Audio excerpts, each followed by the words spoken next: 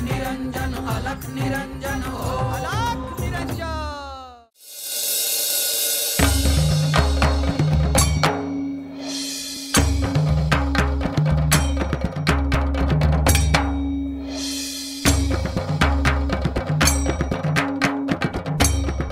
क्षिप्रा नदीच्या काठावर आपण पोहोचलो आहोत। आता समोरच उज्जैन नगर दिसते आहे। तरी काय झालंय? गुरुदेव, माझ्या इथल्या खूप आठवणी आहेत। तरी आता ही नगरी तूच आम्हाला दाखव। अवश्य गुरुदेव। खरं तर मीही आधी इथे येऊन गेलो आहे, पण तुझ्याकडून काही गोष्टी ऐकू। गुरुदेव, आपल्याला तर सगळंच ठाऊक आहे। तरी माझ्यासाठी उज्जैन नगर म्हणजे महाकाल, जगाचे स्वामी जिथे राहतात ते स्थान। गुरुदेव, आपण नदी स्नान करून महाकालचं दर्शन घ्यायला जाऊया। ठीक आहे, जाऊया आपण।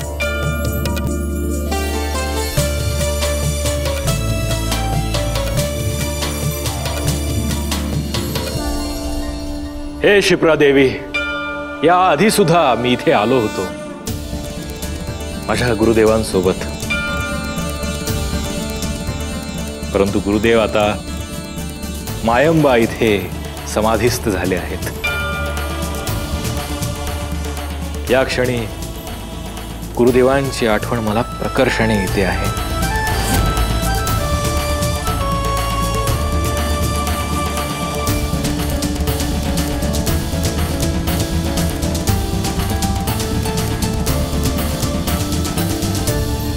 गुरुदेव, तुमच्या बोलण्यात गुरुदेवांचं नाव हे सतत येत असतं।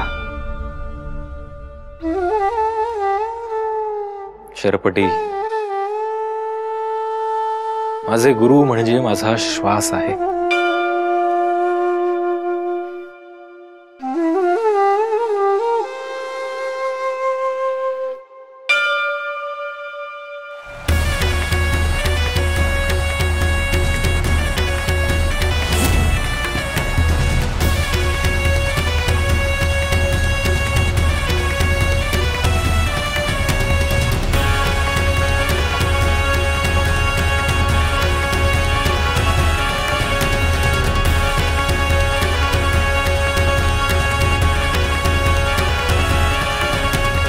देवा, ते रात्री झोप कधी लागली काय कळलंच नाही। रातभर जागच आहे वय तुम्ही?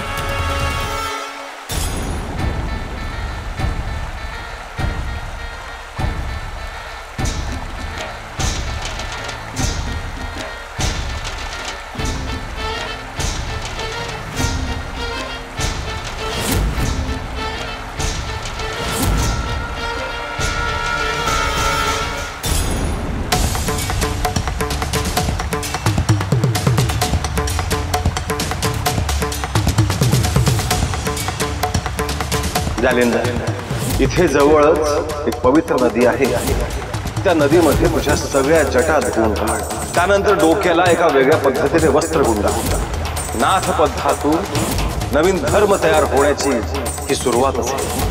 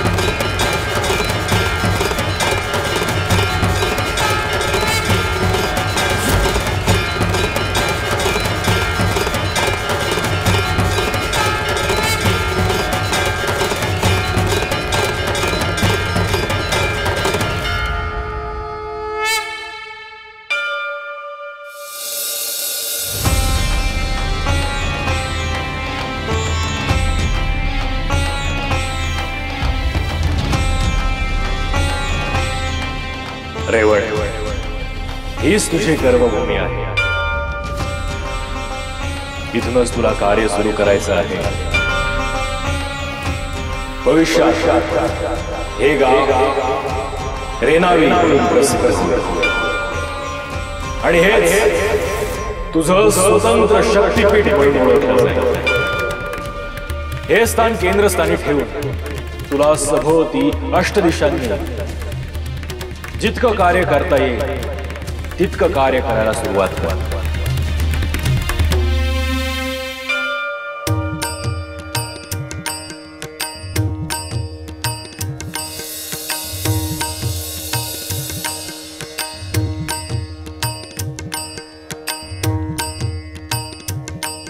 रेवणनाथ, मला वाद्यमेळ ऐकू येतोय. पकवाज, मृदुंग, टाळ. मला श्री गोरक्षनाथांनी दृष्टांत देऊन सांगितलं की हीच माझी कर्मभूमी आहे. ह्याचा अर्थ तुम्ही आता हे स्थान ग्रहण केले पाहिजे. कार्य कुठे करायचं आहे ते तर समजलं, पण आता असं नेमकं कोणतं स्थान आहे जिथे मी अखंड ध्वनी सुरू करावी आणि स्थान मांडावं? आपण शोधूया.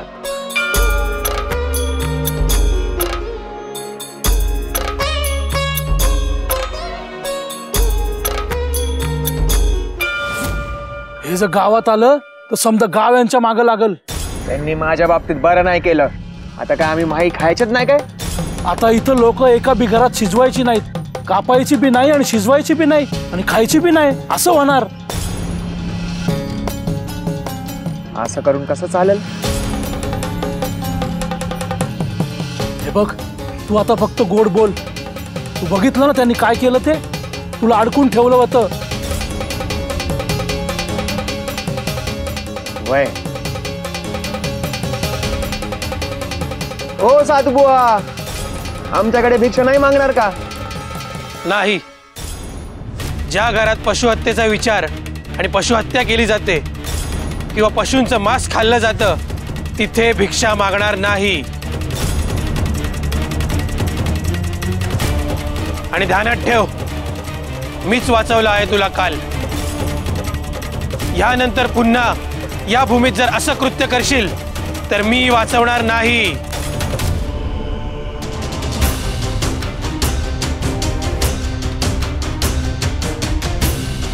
नाथांचे शब्द आहेत, खोटे ठरणार नाही.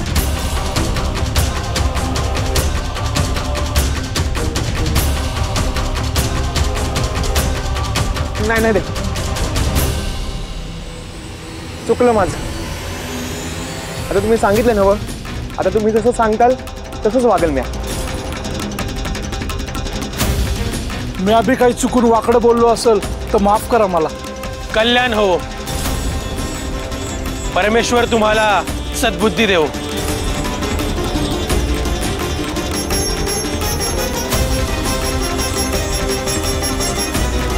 काहीतरी करावं लागेल यांचं.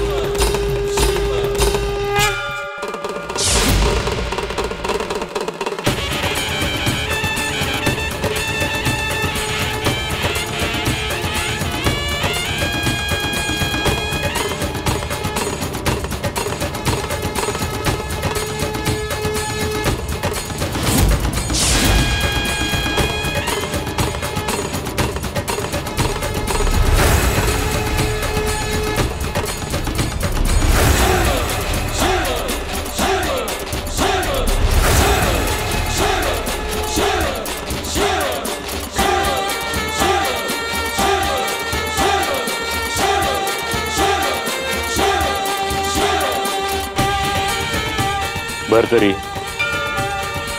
चरपटी, तुम्ही माझ्या दर्शनासाठी इथे आला आहात, माझा आशीर्वाद आहे.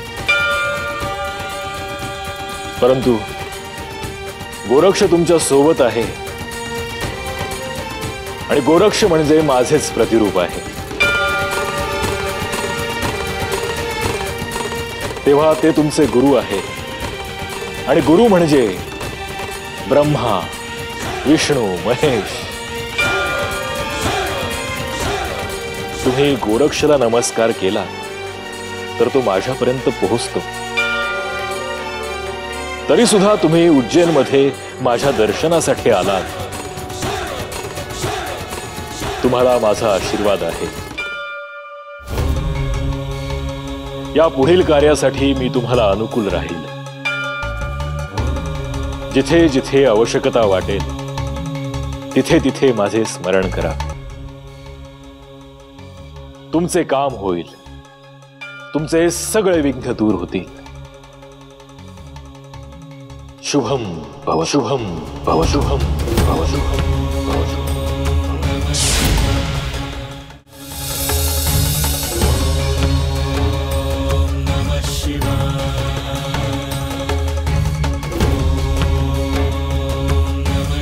गुरुदेव, आम्हाला तुम्हीच दिसलात. हो का? परंतु आपण तर महाकालच्या मंदिरात आहोत. साक्षात महाकाल आपल्या समोर आहेत. आम्हाला तर तिथे महादेवांच्या ठिकाणी तुमचंच दर्शन घडत होतं गुरुदेव. त्यांनी सांगितलं की साक्षात तुम्हीच त्यांचे प्रतिरूप आहात. आम्ही तुम्हाला यापुढे नमस्कार केला तर तो त्यांच्यापर्यंत पोहोचेल. खरं तर ही गुरुकृपाच आहे. गुरुदेव, या निमित्ताने आपण जे गुप्त ज्ञान आहे ते प्रकट करावं.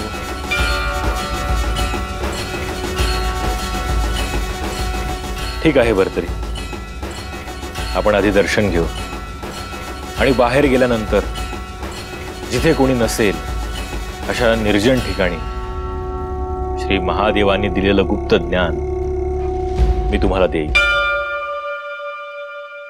परंतु मला वचन द्या की हे जे गुप्त ज्ञान आहे ते तुम्ही कोणत्याही अभक्तासमोर प्रकट करणार नाही. अवश्य गुरुदेव, मी वचन देतो.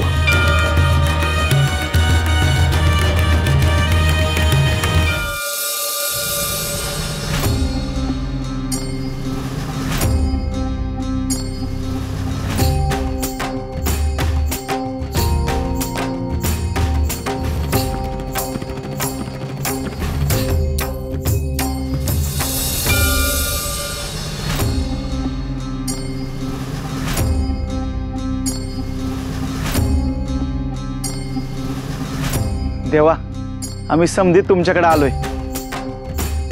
तुम्ही काय आमच्या घरला येईना.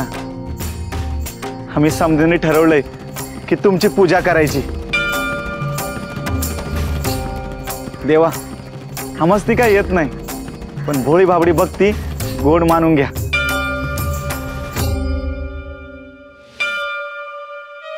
तुम्हाला ठाऊक आहे की नाही याची कल्पना नाही.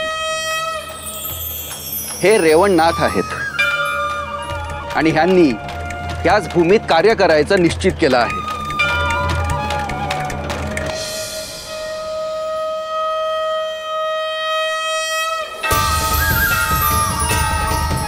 देवा, आमचं भाग्यच उजळलं. आता तुम्ही इथं थांबणार म्हणजे अजून काय पाहिजे आम्हाला. आता तुमच्या पूजेचा मान आम्हाला द्या.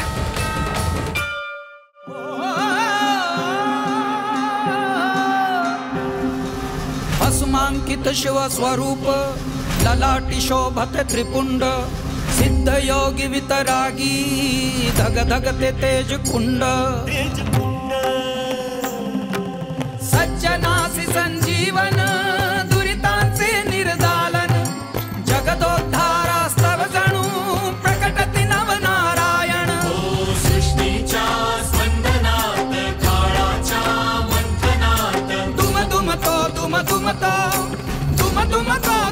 चमको एकनाद व्यापुनी त्रिभुवन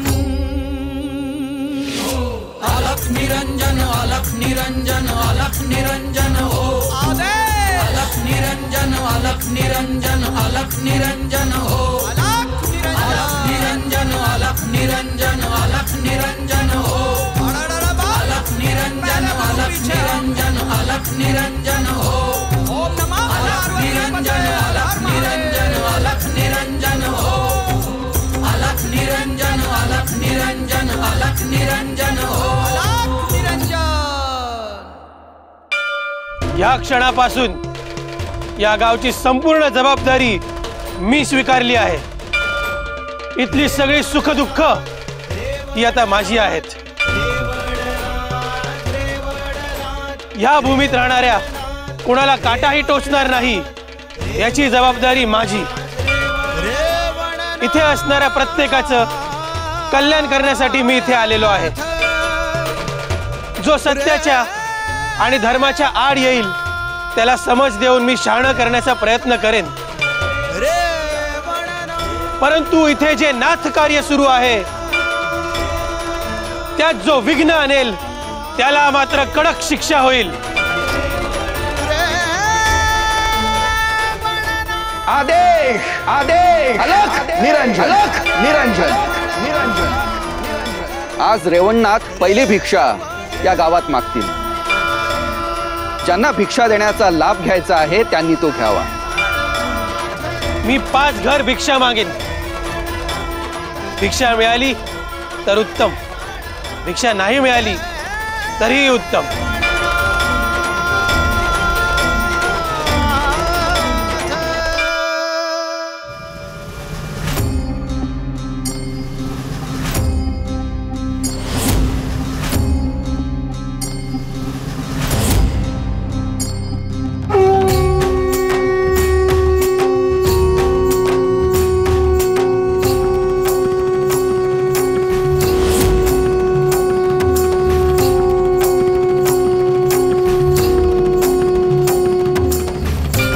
आदेश आदेश अलख निरंजन अलख निरंजन निरंजन अलख निरंजन अलख निरंजन हो अलख निरंजन अलख निरंजन अलख निरंजन हो अलख निरंजन अलख निरंजन अलख निरंजन हो अलख निरंजन अलख निरंजन कल्याण हो कल्याण हो कल्याण हो